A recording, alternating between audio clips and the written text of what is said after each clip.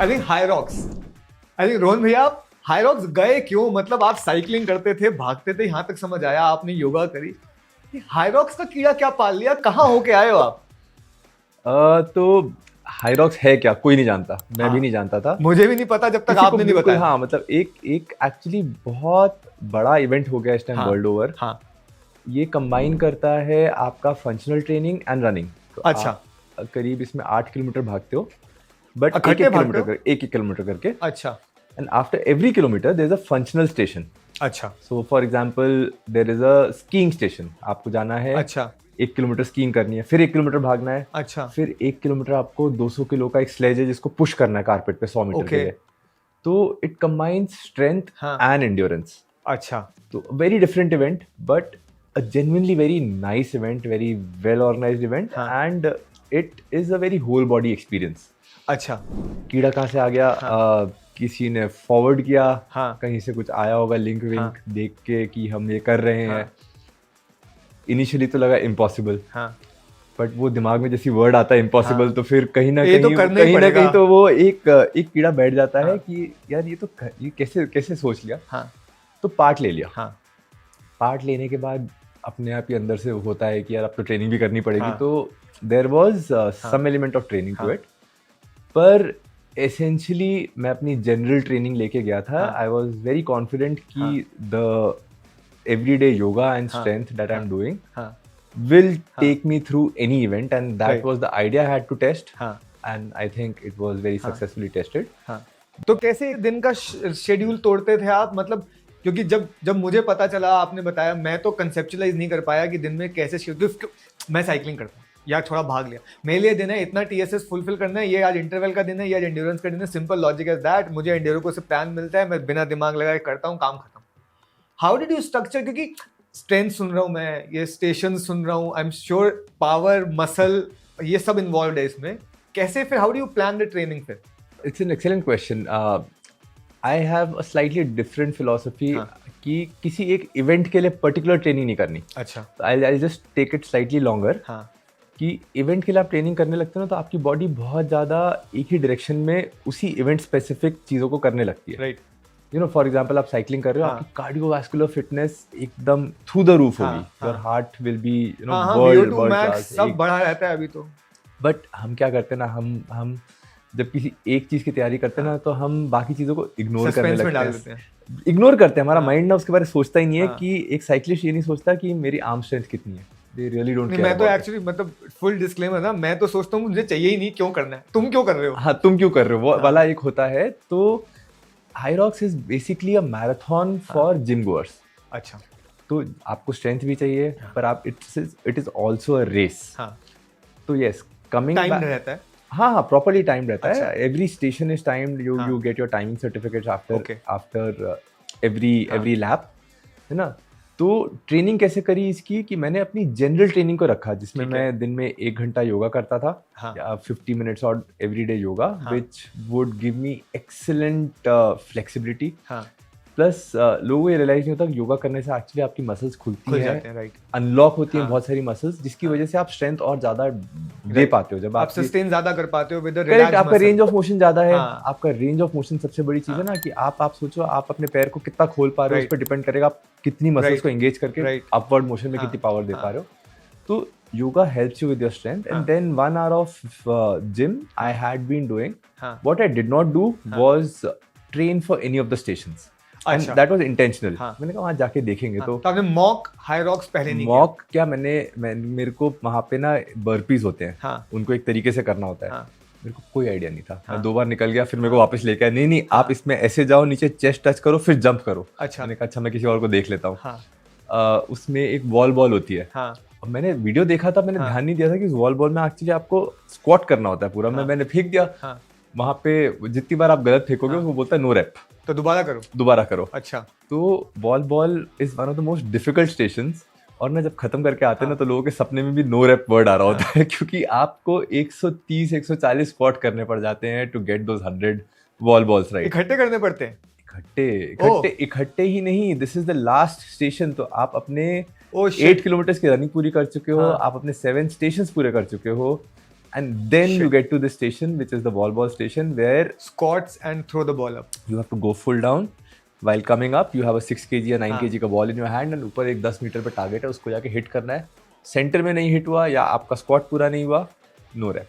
Very nice. Very nice. So yeah, that is how the training was. And I mean, आप खुद सोचो कि as a cyclist, I mean, what do you think? आप जैसे मैंने बोला कि हम लोग बहुत सारी चीजें इग्नोर करते हैं. Do you get that feeling that you are ignoring something, some part? नहीं, मुझे तो लगता है मतलब not demeaning any other thing or activity, सबका Absolutely, भाई हम साइक्लिस्ट हैं, हमारे लिए साइकिलिंग सब कुछ है. तो मुझे बहुत कुछ करना ही नहीं है. मुझे कोई बोलता है strength, my introduction to strength was जब मेरा सीकेबी फेलियर हुआ कि पता चला रे भाई बहुत कुछ करना पड़ता है, थोड़ा स्ट्रेंथ ट्रेनिंग ले आओ रूटीन में. तो उसके बाद गाइडेंस के बाद ही 2 दिन स्ट्रेंथ, वो भी क्या लेग्स, कोर एंड थोड़ा सा अपर बॉडी, उतना ही जितना मैं सस्टेन कर पाऊँ. उससे ऊपर कोई मुझे बोले मसल बनानी है, क्योंकि ये होता है मैं वहां तक सुनता ही नहीं. I think my brain फ्रीजेज. मेरा ऑब्जेक्टिव ही नहीं है. मुझे क्या करना है, मुझे ना नॉन स्टॉप पैडल चलाने हैं, दैट इज माई ऑब्जेक्टिव. मुझे हिल्स चलानी है, मुझे बस अपने आप को लाइटर रखना है, फास्टर रखना है. But I think what people don't tell you is ये सब पॉसिबली इफेक्ट करता है. 2 दिन से अगर मुझे कर रहा था, I think I am happy with that, मैं नहीं देखता. बट अभी ये मुझे सुन के लग रहा है कि एक जनरल ट्रेनिंग रिजीम में अगर आप आ जाते हो तो मैं शायद पेडल तो करता ही रहूंगा स्ट्रांगली जैसे मैं करना चाह रहा हूँ, बट ओवरऑल मैं एक better functional human, more strength oriented human. I have a better word for it. It is what I like to call it is the holistic picture. Holistic, yes. Which is a trisection of endurance, yes, strength and mobility. अगर आप उसका एक try section achieve कर पाते हो, then it is a much more holistic picture of fitness that you are painting. Much, you know, आप बहुत ज़्यादा sweat कमा रहे हो as compared to when you are only in one of the spokes. You know, आप gym में जाओगे तो maximum 80% जनता सिर्फ and सिर्फ body build कर रही है. They are not fit for something like Hyrox, right? Because Hyrox requires endurance. Right. It is ultimately. You'll have to run. You'll have to have a flexible body, mobile body, and all those strength workouts are also. आप gym में 5 rep करते हो, यहाँ पे आपको 100 rep करने हैं. So there is an element of endurance, which is there is an with the strength. There is an element of endurance. And the training for this, and I'm just thinking as I speak, जैसे हम लोग long rides के लिए train करते हैं, it takes a lot of toll, and that is, I personally think, not a long driven thing. मेरे को कोई बोले ना अगले 15 साल हितेश क्या तू यही रिजीम जो तू अभी कर रहा है LEL से पहले तू कर सकता है? नहीं. That's a very very important point. So मेरा भी inflection point यहीं पे आया था कि जब आप बहुत अच्छे हो जाते हो ना किसी चीज़ में, चाहे वो रनिंग हो चाहे साइकिलिंग हो, वो प्रॉब्लम क्या क्रिएट करती है आपने कभी सोचा है क्या? I will ask you to take a wild guess that what is the problem that it creates. I think बाकी सब इग्नोर करवा देती है. That is a bigger void it's creating. It is even funnier. You get very very efficient. And now what that means कि अगर आपको पतला होना है for some reason you have some kind of body fat or you just want, it becomes very difficult because your body has become so efficient at preserving calories कि आप जो एक बंदा आधे घंटे में कर सकता है, आप 1.5 घंटे में उतनी कैलोरी नहीं बर्न कर पा रहे हो because आपकी body is just holding on to those calories. Right. It is just a super machine right now. It is a reverse problem. कि अब आपको 1.5 घंटा लगाना पड़ रहा है. तो जो आपने टाइम की बात करी, as you grow in one particular sport to get the same effect that somebody else is getting, you will have to spend more time. जो टाइम का bottleneck आता है, as soon as you start switching sports, right? As soon as you start your anaerobic work, which is functional gym work, along with your endurance work, which is your cycling, cardiovascular work, आप उसके बाद it becomes आपको efficiency factor चला जाता है क्योंकि आप दोनों चीजें कर रहे हो. तो फिर आपको फिर वो सेम ट्रेनिंग इफेक्ट मिलने लगता है. बट साइक्लिस्ट को बहुत बड़ी प्रॉब्लम होती है कि 1.5 घंटे भी जाके बिना, पहले आप जब आपको याद करो पहली बार आप बाइक पर गए होगे, आधे घंटे के अंदर ऐसी भूख लगी होगी. बिल्कुल. अब तो आज मैं आपको बोलूँ आप 2 घंटे बाइक पे चले जाओ बिना सुबह उठ के बिना ब्रेकफास्ट, आपको पता भी नहीं चलेगा. you see the difference. अब वो गेन फिर मिलते भी नहीं. अब आई थिंक वो गेन्स रुक जाते हैं और टाइम लगाना पड़ता है for the same gain. It's a lot of investment. So this is a time saver wherein आप कम टाइम में again similar holistic picture paint कर सकते हो. Again as you said, no offense to any cyclist runner, we just trying to tell you कि कैसे हम अपना sir sand में गाड़ देते हैं हाँ. और चीजों को इग्नोर करते हैं जो हमारे नैरेटिव को नहीं फिट कर रही होती, because we are enjoying it. बिल्कुल. अल्टीमेटली हम एंजॉयमेंट के लिए आए हैं. It is absolutely fine with what you are doing. You should continue doing it. Ultimately it is about the sweat equity. Yes. But if you are looking for a change, this is how you should think about the change. हम cycling से बहुत प्यार करते हैं, बाकी सब activities से बहुत प्यार करते हैं. This discussion is all about making you more holistic. More holistic and not looking down upon, you know, Anything, कि any हाँ, activity. you should be open minded कि अरे वो है, ठीक है, वो अच्छा भी हो सकता है, वो आपके लिए भी अच्छा हो सकता है. Give it a try. So everyone should sign up for the next Hyrox event. Oh, absolutely. See, again, you know, I will give you an example. मैंने आज से 3 साल पहले एक स्टडी पढ़ी थी कि आपकी लाइफ की longevity is defined by how strong your grip is. Right. There's a proper research to it. Right. तो बहुत सारे लोग बोलते हैं कि लॉन्जिटिविटी का स्टडी होता है, आपके ग्रिप स्ट्रेंथ का स्टडी होता है कि क्या आप 2 मिनट तक डेड हैंग कर सकते हो. अच्छा. या फिर आप कितना वेट लेके कितनी देर तक कैरी कर सकते हो.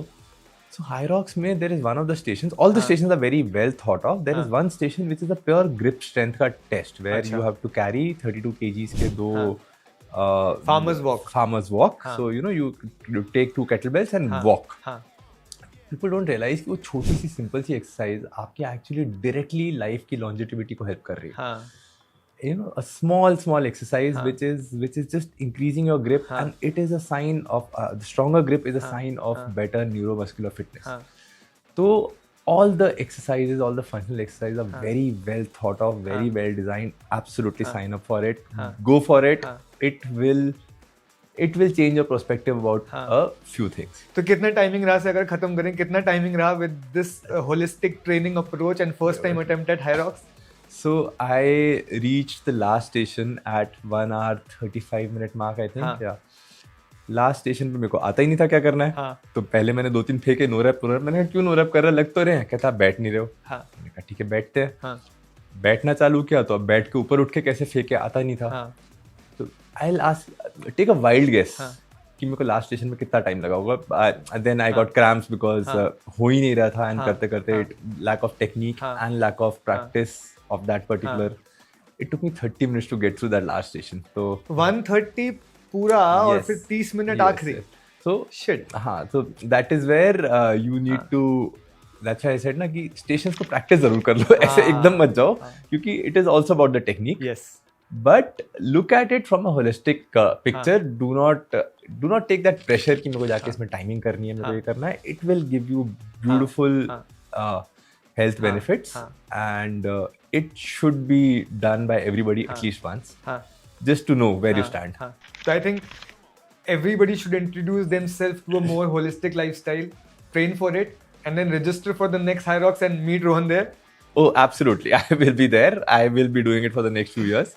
That's where I think, वो तो है ही है, चलेगा कुछ दिन. कोई एक टारगेट भी होना चाहिए, राइट. इवेंट के साथ एक अच्छी चीज क्या होती है ना कि आपको एक नॉर्मल रूटीन से निकाल देती है. Yes. It it prepares you, it motivates you. So see you there.